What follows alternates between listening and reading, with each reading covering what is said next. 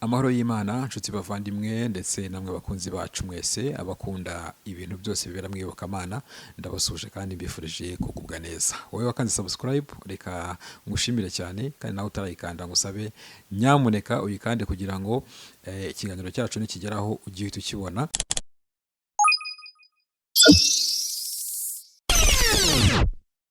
Hanyuma kuri uyu munsi ndagira ngo turaganira ku mukozi w'Imana. Ni umukozi w'Imana ufite amateka akomeye mu Rwanda, ni umukozi w'Imana wubatse izina rikomeye mu Rwanda, ni umukozi w'Imana ufite icyubahiro kiri naturel, icyubahiro umuntu wese yumva amuhaye, atari kubera ko afite abantu benshi bamuflowinga, itorero ririmo abantu benshi cyangwa se abakristo benshi cyane bamuri inyuma, oya.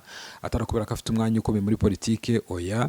Ahubwo ari ukubera karagiteri ye, ari ukubera ubwenge bwe, ari ukubera impano Imana yamuhaye.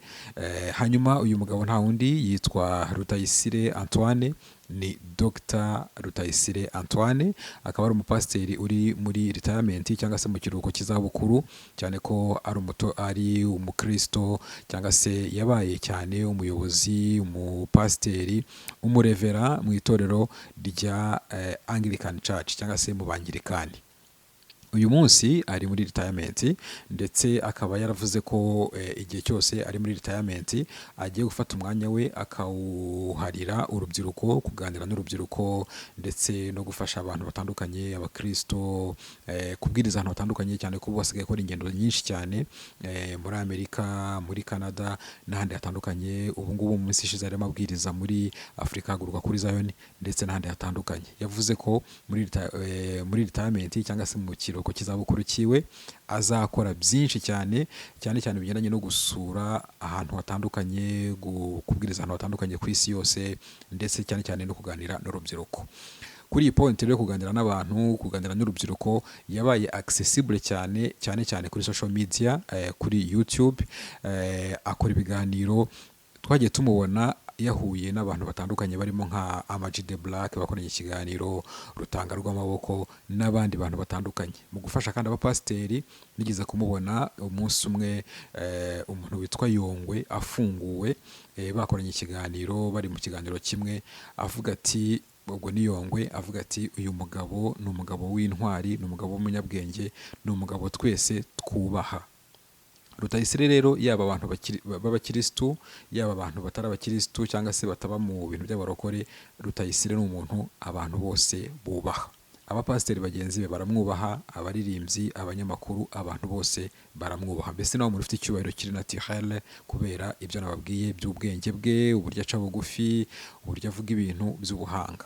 Kuri iyi point yo kuvuga ibintu by'ubwenge, Rutayisire ni umuntu w'umuhanga, ni umuntu ufite PhD, akaba ari umuntu ubwiriza ibintu by'ubwenge birimo ibitabo yasomye, akabwiriza ibintu birimo ijambo ry'Imana, bien sûr Bibiliya, ariko nyine akainterpreta ku buryo burimo ubwenge n'ubuhanga bwinshi cyane.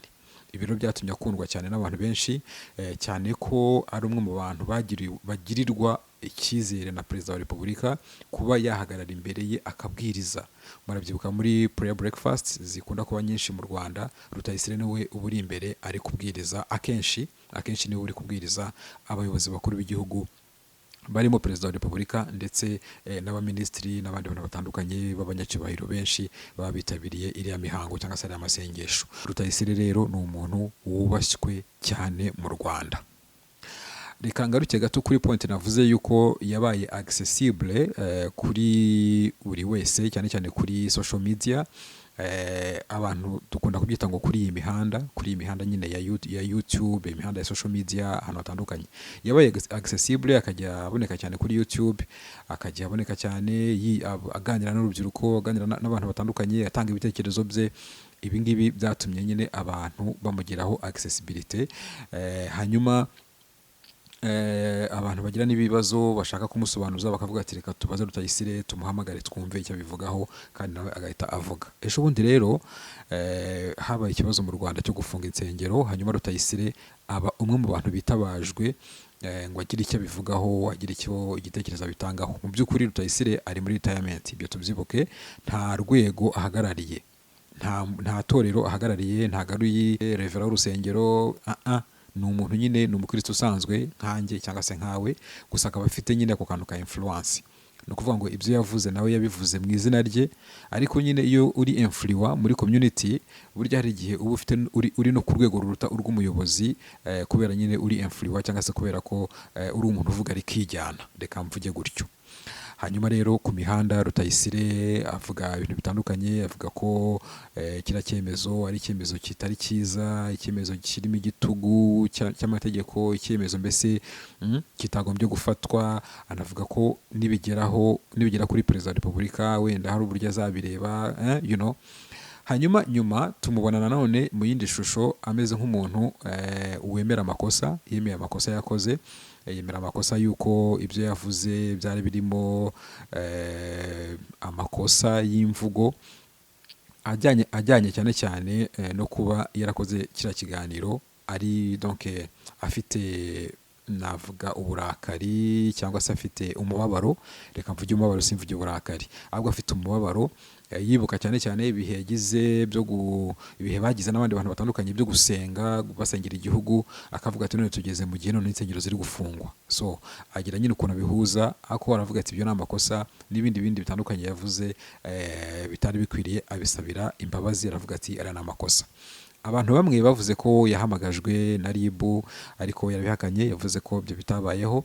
Ngiye by'umwihariko namubonye mu biganiro nka bitatu, hari icyo namubonye ari kuri Zion Temple ari kubwiriza muri Afurika Haguruka, mbere yo kubwiriza abanza bivugaho ko rwose yakoze amakosa.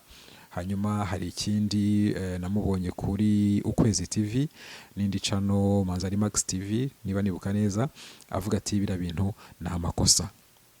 Hanyuma rero ikiganiro cyacu uyu munsi kiravuga ngo mbese ibi bintu byabaye kuri Rutayisire, abantu twese tubyita kunyerera ku muhanda. Nyine kwa kundi unyerera ku muhanda, ukanyerera ukagaruka usaba imbabazi. Abantu benshi bikunda kubabaho, nanjye byambaho, buri wese byamubaho, ukasanga wavuze ikintu cyangwa se wakoze ikintu utagombaga kuvuga cyangwa se utagombaga gukora, ukagikora kubera wenda circumstances zatumye ugikora, ariko mu by'ukuri atari nako usanzwe umeze. Hanyuma byitwa kunyerera ku muhanda. Rero Rutayisire yaranyereye ku muhanda. Ibi bintu biraza kumugiraho izihe ngaruka? Twaganiriye n'abantu batandukanye, kuko ni umwe mu bantu batigeze bavugwa nabi mu itangazamakuru, ariko ubu abantu nyine babonye urwaho rwo kumusesengura no kumuninura no kumuvugira ko bishakiye. Ariko Rutayisire ni umugabo w'icyubahiro, ni umugabo ukoze ibintu bikomeye cyane muri iki gihugu, ni umugabo ufite amateka akomeye muri iki gihugu cy'u Rwanda. Hanyuma rero ibi bintu yavuze cyangwa se ibintu byamubayeho, ese biraza kumugiraho izihe ngaruka muri community, muri sosiyete muri rusange?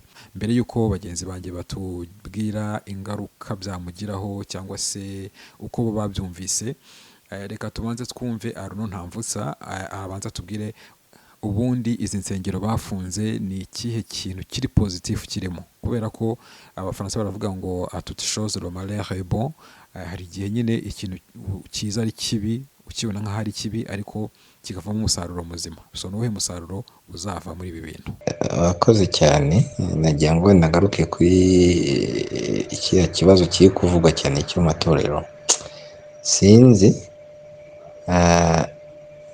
amatorero kuba hari uburyo bwo kuyafunga bwabayeho, hari uburyo abantu bafata ibintu. Njye simbona ko ari kabaye, nta byacitse mbonamo, kuko si ubwa mbere bibayeho, kandi inshuro bimaze ko hagiye hanabaho ndetse no gufungwa kwa pasiteri rimwe na rimwe kubera kurenga amategeko, urabyibuka.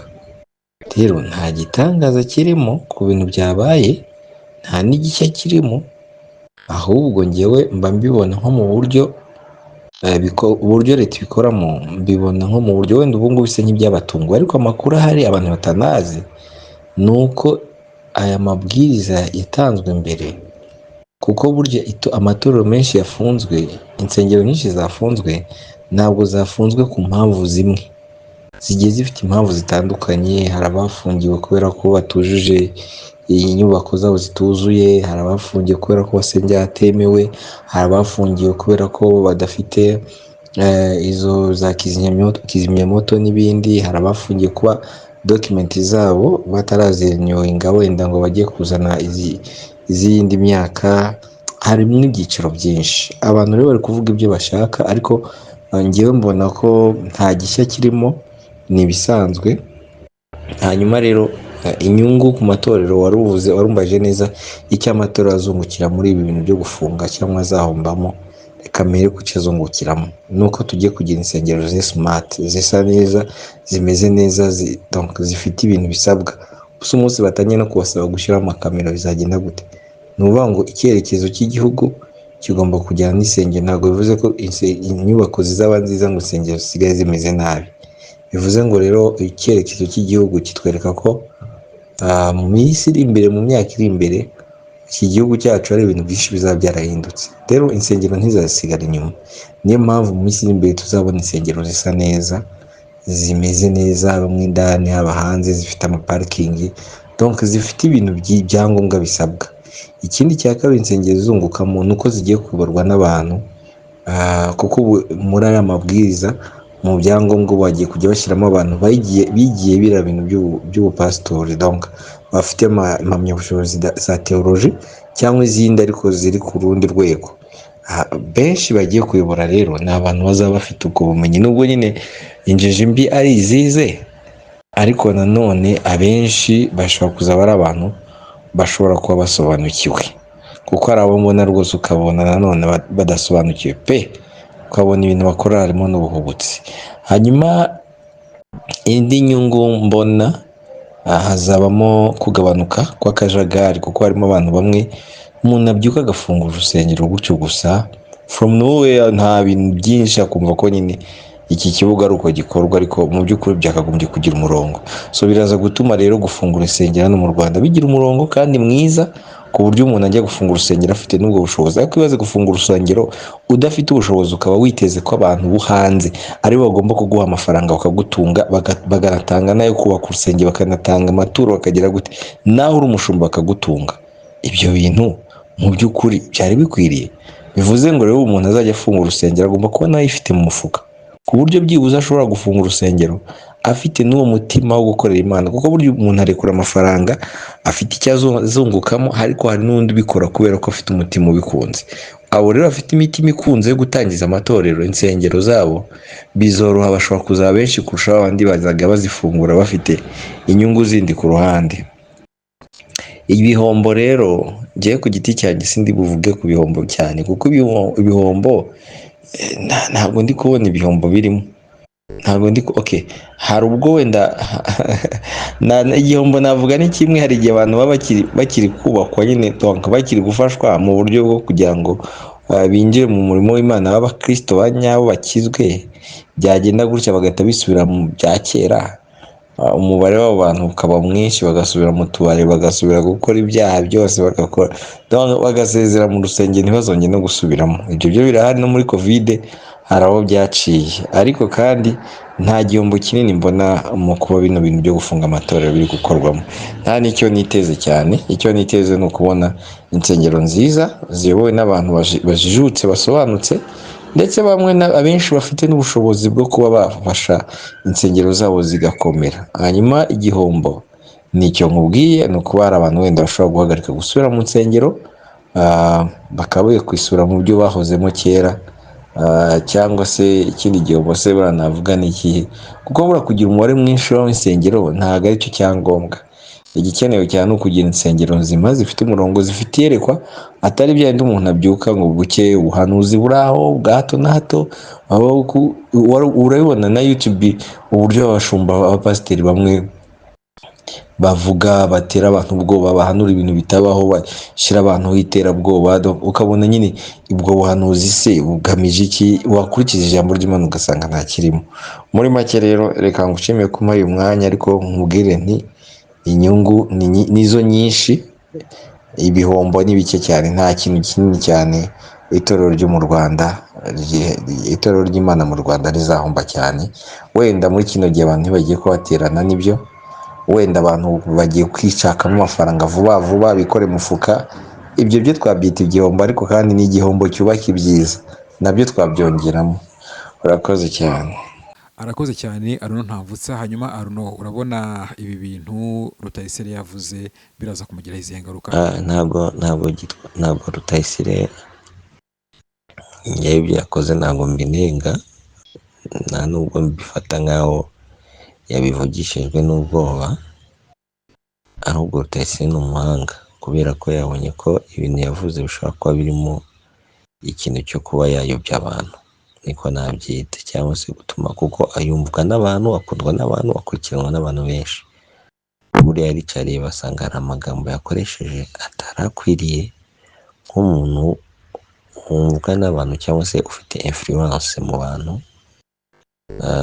Hari igihe ushobora kuvuga ikintu ukarinyuzamo ukavuga uti abantu bashobora kunyuza mu ijisho, hano nakabije, ugahitamo kugaruka ukabisobanura neza. Ikindi cyaba cyatumye agaruka kuvuga ni kubera biriya bikuru byari byatangiye guhwihwisa abantu bari kubeshya ngo wamufunze, ngo yavuguruje perezida.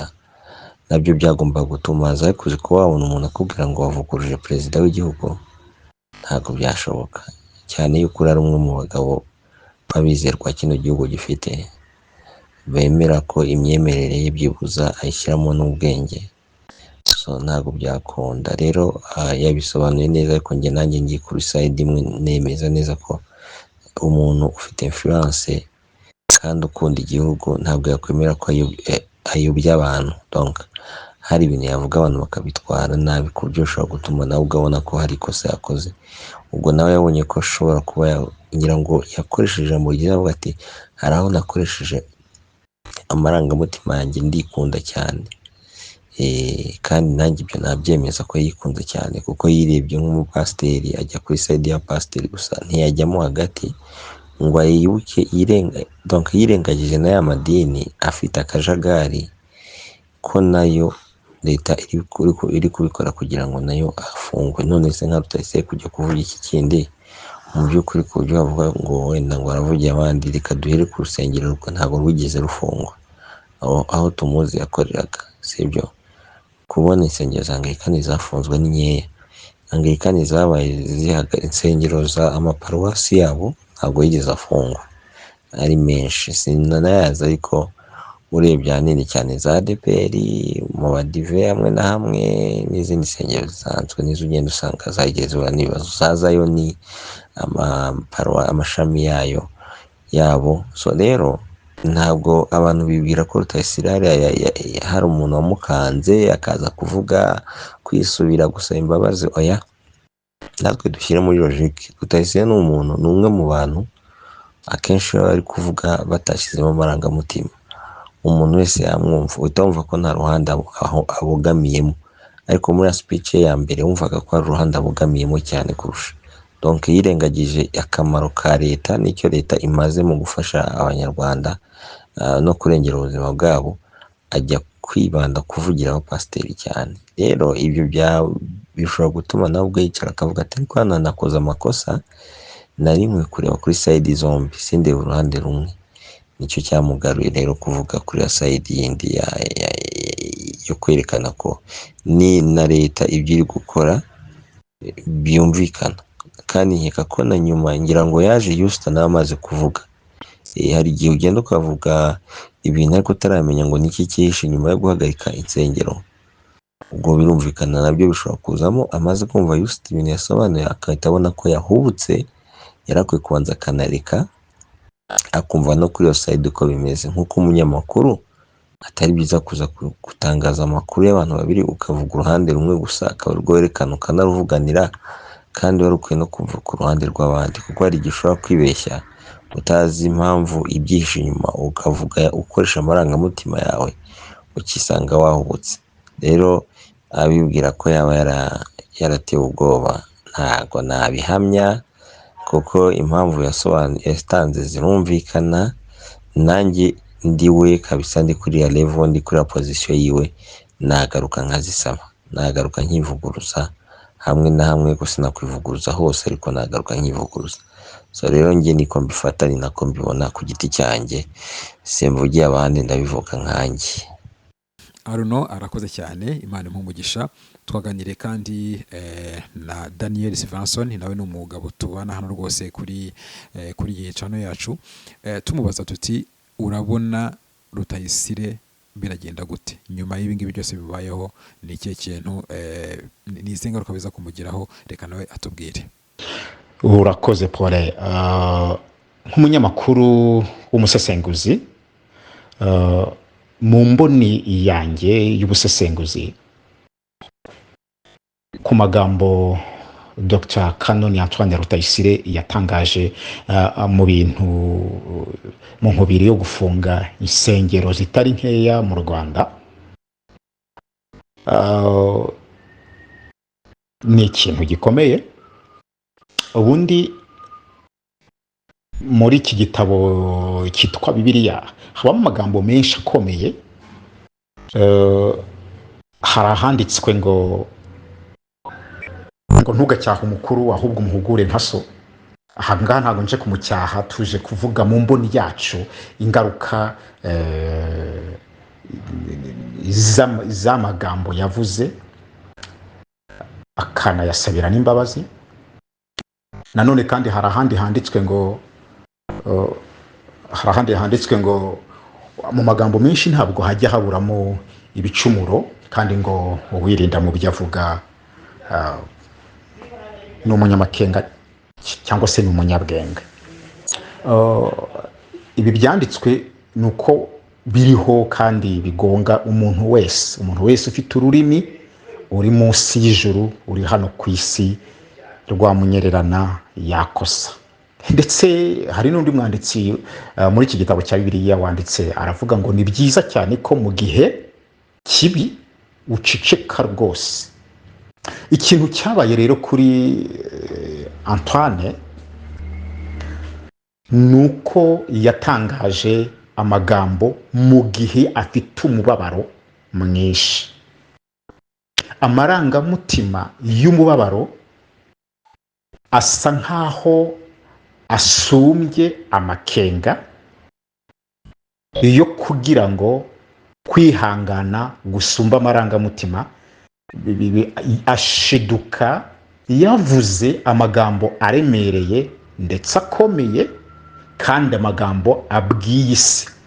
Yirengagiza ko ari umuntu ufite izina rikomeye, haba mu basenga n'abadasenga, kandi ko ari umuntu utegwa amatwi na benshi, ndetse bamwe bakaba bakurikiza ibyo avuze.